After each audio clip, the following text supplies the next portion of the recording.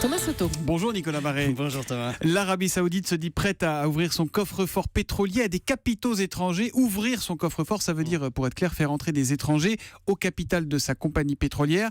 Voilà un changement historique pour le royaume qui est très affaibli par la chute des prix du pétrole. Oui, c'est vraiment un séisme économique, politique. C'est absolument fascinant cette histoire parce que Saudi Aramco, c'est l'Arabie Saoudite. Elle détient un monopole sur le sous-sol. Ses recettes se confondent avec celles de l'État. Donc effectivement, ouvrir son capital et la coter en bourse, c'est permettre à des étrangers de posséder un bout de l'Arabie Saoudite. L'idée a été émise par le prince Mohammed Ben Salman.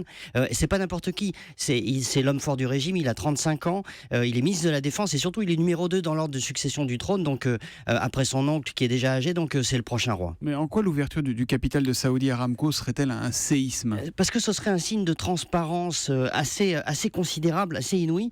Pour la première fois d'abord, on aurait accès aux vrais comptes de Saudi Aramco et donc on saurait combien l'Arabie Saoudite possède réellement de réserves de pétrole. Aujourd'hui, c'est un secret stratégique très très bien gardé. Vous imaginez donc l'impact pour le monde entier.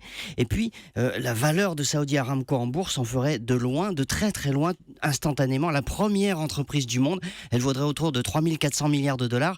C'est pas loin du PIB de l'Allemagne. C'est pour vous donner un peu un ordre de grandeur. C'est 6 fois plus qu'Apple, etc. Donc, c'est vraiment une société gigantesque et n'en vendre ne serait-ce que 5% de ce capital. Ça permettrait à l'Arabie Saoudite de récolter des dizaines de milliards de dollars. Alors évidemment, on voit assez nettement l'intérêt économique, mais politiquement, Nicolas, c'est pas quand même un choix un peu risqué ? Alors si, quand un régime féodal comme ça s'ouvre et joue la transparence, c'est évidemment un risque. En même temps, le prince Salman a compris que l'avenir du royaume était en jeu.